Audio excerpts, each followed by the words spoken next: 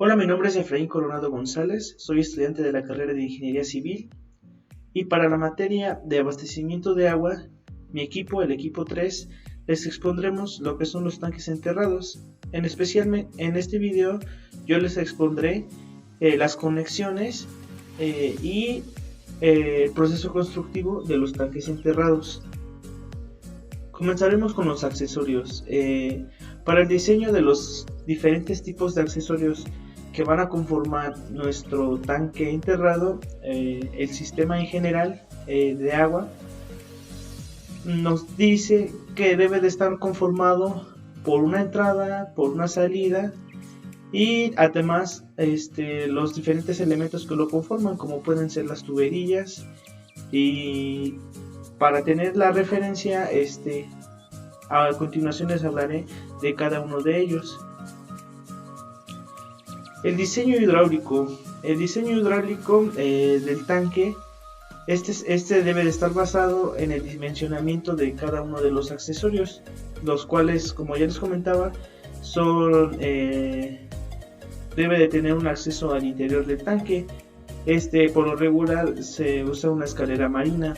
También tiene que tener una caja de válvulas. También tiene que tener una salida. Esta salida es a la red de distribución. Tiene que tener respiraderos. Tiene que tener tubería de alimentación o de excedentes. A la entrada nos dice que la entrada es el diámetro de la tubería que está a la entrada, y esta siempre corresponde en general a la línea de conducción o la línea de alimentación, y la descarga siempre es por encima del espejo de agua, en dado caso de que los tirantes del agua sean pequeños, y también debe ser por un lado del tanque, o dependiendo. Bueno, esto es para los tanques enterrados. Ya para los tanques superficiales, pues también puede ser por el fondo, en dado caso que los tirantes sean grandes. En cualquiera que sea de los casos, pues el proyectista debe tener cuidado previamente en el proyecto, en revisar y en tomar las diferentes evidencias necesarias para que se haga la protección de la losa en el fondo, ya que, como sabemos, el agua, por el efecto del impacto de la caída y las altas velocidades que trae el flujo, puede lastimar lo que es el fondo del tanque. Ahorita más adelante hablaremos más sobre ese tema.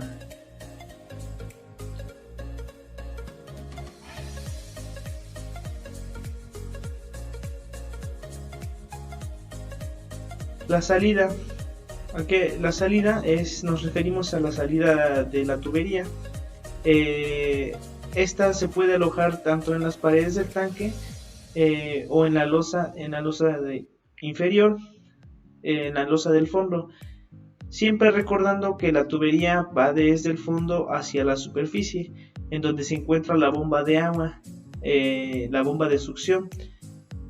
Si, por ejemplo, por lo que también nos dice que puede ir pegada en la parte superior, pero en la parte inferior, si esta va pegada, nos puede traer problemas, ya que se puede tapar la tubería si esta agarra aire, y también se puede tapar la tubería si con el paso del tiempo del tanque se ensucia y los sedimentos se van a la parte inferior, o si la basura se va para la parte inferior, aunque de todos modos tiene una pequeña red en la parte de la salida.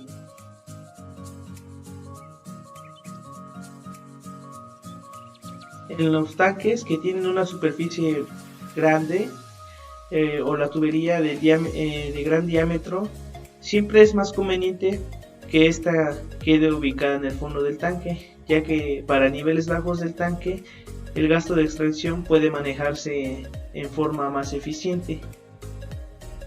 Acá tenemos en la imagen cómo se comporta la salida. Tenemos la bomba de succión, también tenemos el flotante, y ese ahorita lo vamos a ver, pero ahí se ve el tubo de succión cómo está hasta la parte inferior del tanque.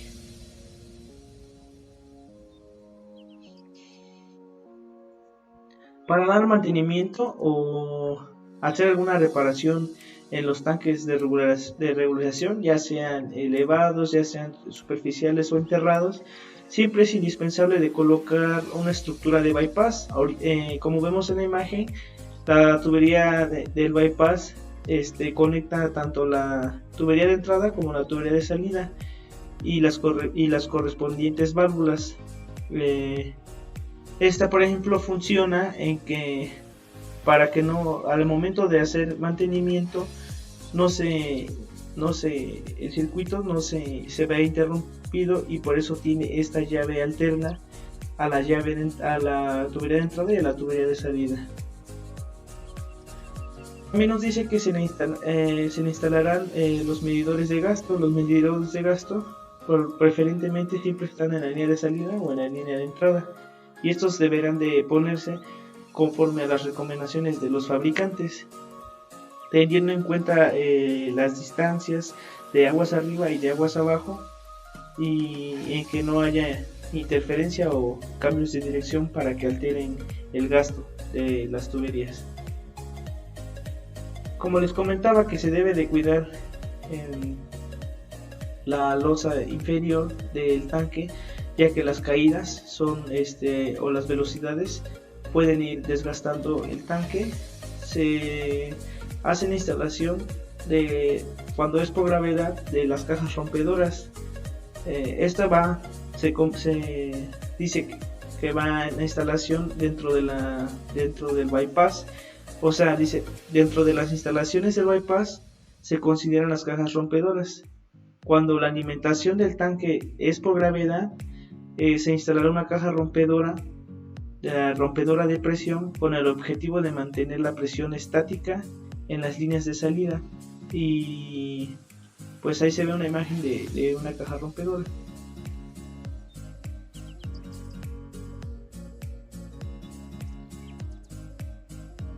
Una tubería de masías, nos dice que esta se instala principalmente de forma vertical. Esta es para cuando el tubo o el agua llega a su nivel máximo, tenga un tubo en el que se apoyará los excedentes. La tubería de masías se instala principalmente de forma vertical en el interior del depósito, y esta se coloca en las paredes del mismo. Su propósito siempre se coloca en forma vertical porque su propósito es de impedir la entrada de roedores o animales en general. El vertedero siempre estará dotado de una trampa hidráulica.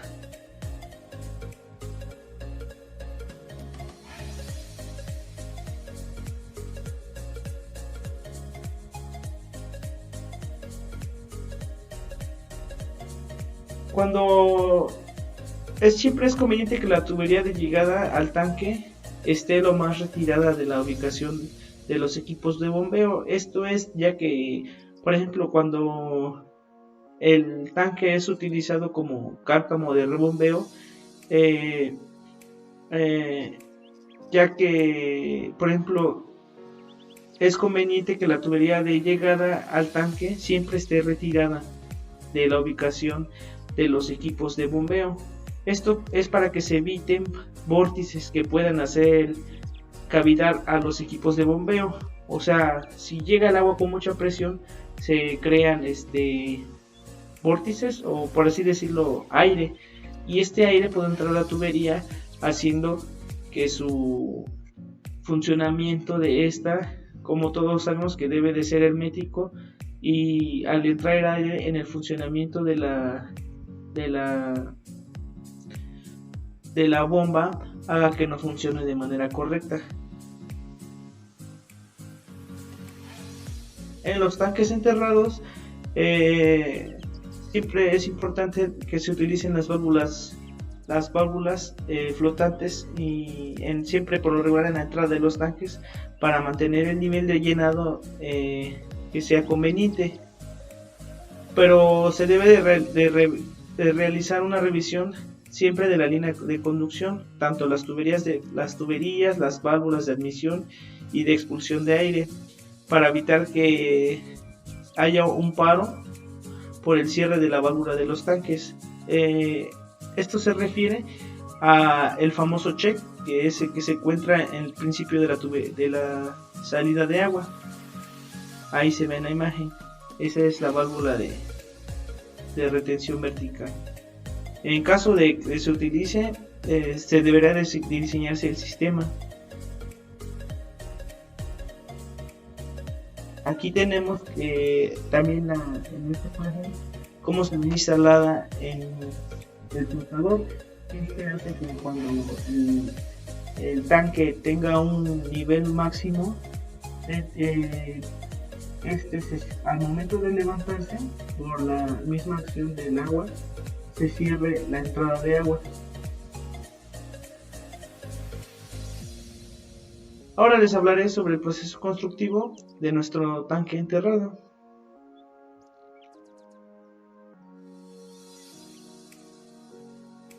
Primero debemos de hacer la selección del tipo de tanque. Este depende del material que esté disponible en la región y también de las condiciones topográficas y de la disponibilidad del terreno. Los tanques siempre se construyen bajo el nivel del suelo y siempre se emplean preferentemente cuando en el terreno existan las cotas adecuadas para el funcionamiento de la red de distribución, y también que pues el terreno permita que sea fácil la excavación. Los tanques enterrados, su principal ventaja es proteger el agua de las variaciones de temperatura, ya que al estar enterrados se mantienen de una forma más fresca, y también pues se utiliza mucho principalmente como almacenamiento. Tienen el inconveniente de que pues los volúmenes de excavación son grandes, y tanto para el propio tanque como para todas las instalaciones de las conexiones en la red pues son algo costosas pues que tienen que bajar. Además hay que tener es más difícil su control si existen infiltraciones, porque pues es más difícil que nos demos cuenta.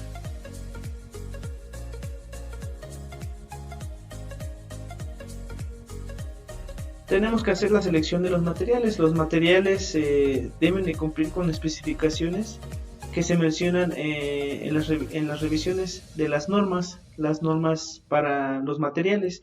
Estas para que garanticen el cumplimiento y las calidades especificadas del proyecto.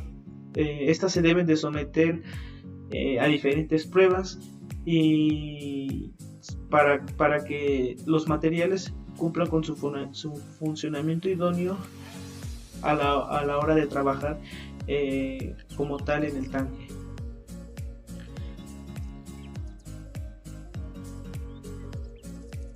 Por lo regular los tanques existen existen varias formas de los tanques. Principalmente existe los tanques de mampostería y de concreto hidráulico. Los tanques de mampostería se realizan de piedra.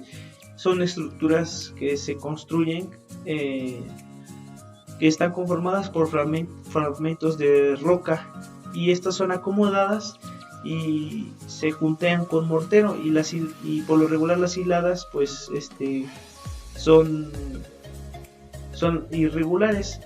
Esto hace que la mampostería nos dé una resistencia menor tanto al cortante Y por ejemplo también existen varias mamposterías, que la mampostería de primera clase, la de segunda clase, de tercera clase y la de tercera clase es la que por lo regular se usa para los tanques. La mampostería de primera clase es la piedra labrada y acomodada para obtener una buena forma geométrica irregular. La de segunda clase es labrada y es para y se acomoda para obtener aproximadamente la forma geométrica requerida, es decir, que no es tan exacta.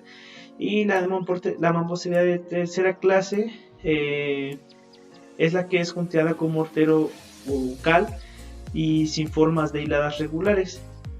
Esta piedra es brasa y se utiliza siempre, bueno, con la regular la vemos que se utiliza en la construcción de cimentaciones.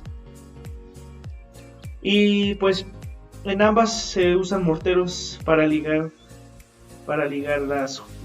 los elementos. Por ejemplo, para ligar la mampostería está establecido en la norma ASTM-C-476 y la resistencia de los morteros se debe de determinar conforme a la norma mexicana C-61 es COF1. También nos dice que cuando los tanques se hacen de mampostería se debe de cubrir con un revestimiento y este revestimiento es un aplanado de mortero con la finalidad de que el tanque quede impermeabilizado correctamente. Y los tanques de concreto hidráulico, como todos lo sabemos, el concreto es un material que está conformado por agua, grava y arena y otros materiales. Y por ejemplo, en el caso de los tanques puede tener algunos aditivos que hagan que este sea más impermeable. Tienen la propiedad de que cuando se endurecen desarrollan resistencias y estas conservan su estabilidad. Esto también está especificado en la norma mexicana C-414-11 de los cimientos hidráulicos, especificaciones y métodos de prueba. El concreto pues también nos da diferentes ventajas, como es la trabajabilidad, la durabilidad, la impermeabilidad, que es muy importante y más en los elementos de agua, y la resistencia a la compresión, así como su peso volumétrico. Ahora pues hablaré del diseño estructural, y este nos dice que para llevar a cabo el diseño estructural de un tanque subterráneo siempre es necesario contar con información previa, como puede ser el proyecto de funcional reciente. Este nos especifica la capacidad de los tirantes, la elevación, los niveles máximos de agua. También nos dice, por ejemplo, de qué dimensión deben de ser las tuberías de llegada, las tuberías de salida y demás tuberías. También nos debe especificar el tamaño de los registros, las boquillas, los accesorios y las ventilas. Y nos dice que de la ubicación pues es el previo en donde se va a construir, dependiendo de los límites y las dimensiones del terreno. Esto también incluye el plano topográfico, los estudios de mecánica de suelos. Esto son las recomendaciones y los criterios que se tomaron previamente para el diseño de la cimentación. En los estudios de mecánica de suelos nos darán información de qué tipo de cimentación necesita el proyecto. También nos dará el nivel de desplante y la capacidad de carga, y muy importante, el nivel freático del agua, los asentamientos totales y diferenciales, así como también el tipo de cimentación, ya sea cimentación profunda o por pilotes. También nos dice que para el diseño estructural se necesita un estudio de agresividad de los suelos. Este es para determinar que los materiales y la cimentación sean los correctos, y también para que los materiales de la cimentación sean los materiales se tengan un buen comportamiento en esa zona. Y pues continuamos con el reconocimiento de campo. El reconocimiento de campo nos ayuda a brindar información extra que no se haya contemplado, y también nos dará cualidades sobre el terreno que a lo mejor en el proyecto no vienen bien especificadas.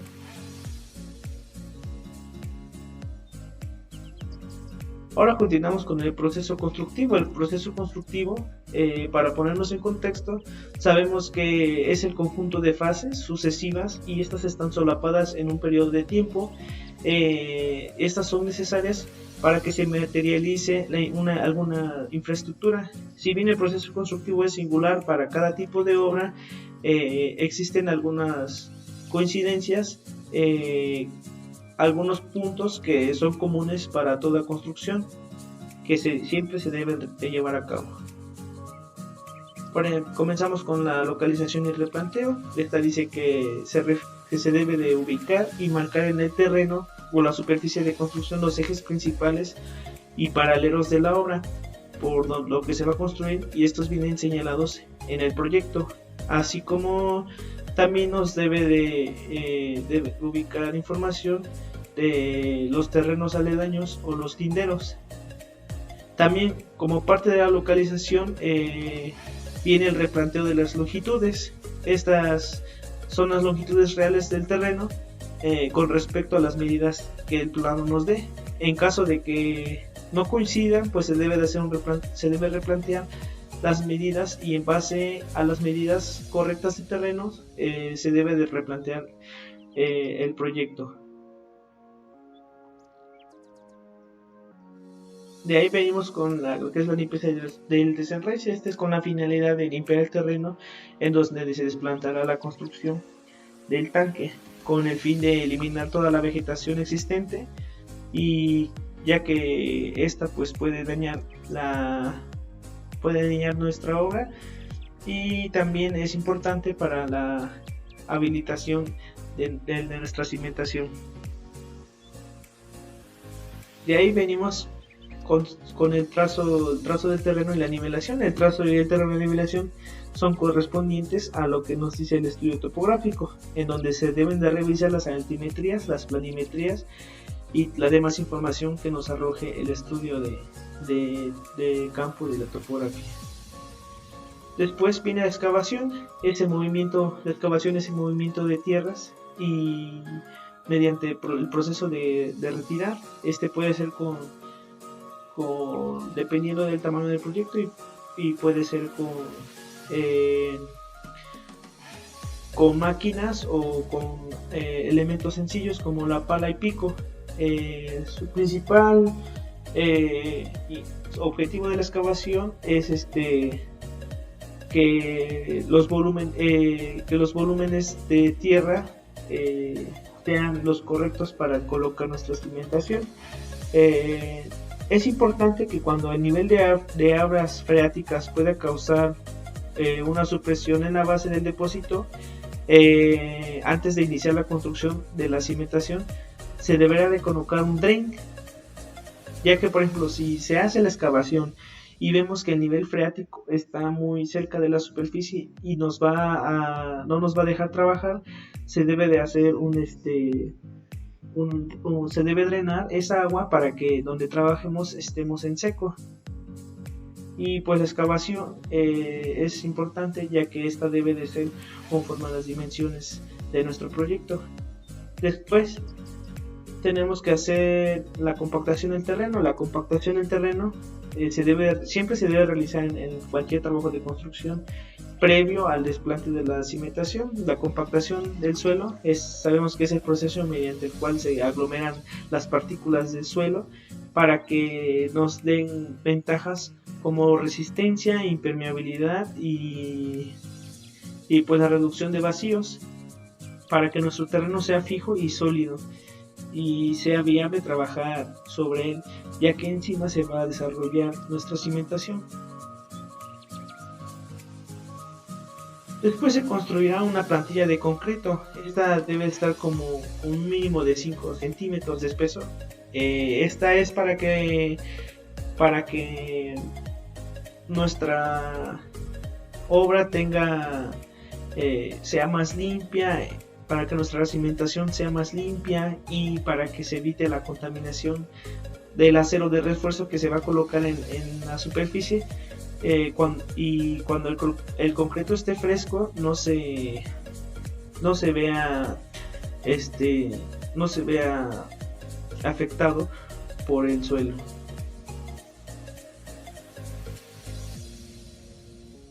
Si es armado de mampostería, se procederá, en dado caso de que el tanque no sea de concreto y sea de mampostería, se deberá hacer el armado de la mampostería. Este pues debe de ser conforme a lo especificado en el proyecto, y la mampostería que se usa en los tanques enterrados, si por lo regular siempre es la de tercera clase, que son hiladas irregulares y pegadas con mortero, cemento, o hiladas de ocal. Después, si es por ejemplo de concreto, tenemos que hacer la colocación de la cimbra. La cimbra, pues como todos sabemos, es la estructura provisional y esta soportará el concreto. Mientras el concreto se encuentre,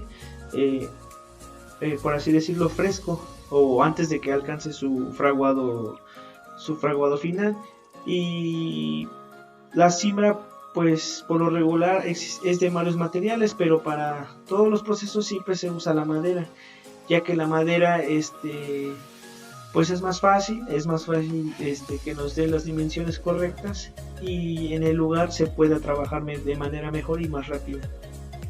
Se colocan los moldes y los puntales de la cimbra, como se ve en la imagen, para que soporten el peso del concreto, de las vigas, de las losas, de los muros y de todos los elementos estructurales que formen el depósito. Después se hace el armado de la losa, el armado del acero. Este es el armado del acero de refuerzo, se hace sobre la cimbra. Esto es a los lados, y en el suelo va sobre la plantilla de cemento. Una vez que está colocada la cimbra a los lados del tanque, conforme lo especifica el proyecto, los métodos de diseño de las estructuras del concreto reforzado, y se tiene que verificar mediante el manual de agua potable y alcantarillado y saneamiento. Aquí vemos en la imagen cómo ya está colocado el acero de refuerzo. Ya que está colocado nuestro acero, vamos a hacer el vaciado del concreto, pero tenemos que tener algunos puntos antes de hacer el vaciado. Antes de hacer el vaciado del concreto, deberá haber quedado totalmente terminada y retirada toda el agua que existe en el sitio. El refuerzo, el acero, ya debe de estar colocado y asegurado en su lugar. El material de las juntas, de las anclas y demás dispositivos, deben de haber sido previamente colocados y verificados en su correcta colocación y posición y alineamiento.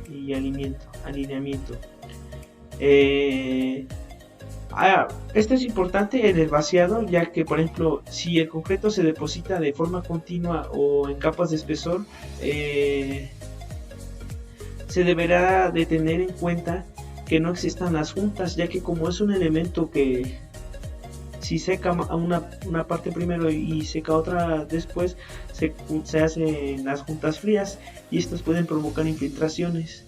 El vertido también se debe de desarrollar de un ritmo tal que la mezcla quede totalmente integrada en estado plástico. Esto que es que si se hace el vaciado con mucha fuerza, los materiales gruesos se irán al fondo, haciendo que no cumplan con su objetivo principal. También se tiene que hacer un vibrado, de tal manera que todos los materiales queden homogéneos en la mezcla.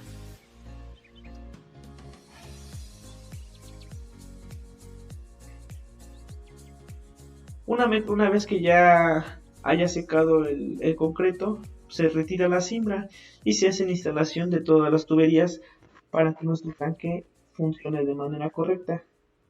Y eso sería todo.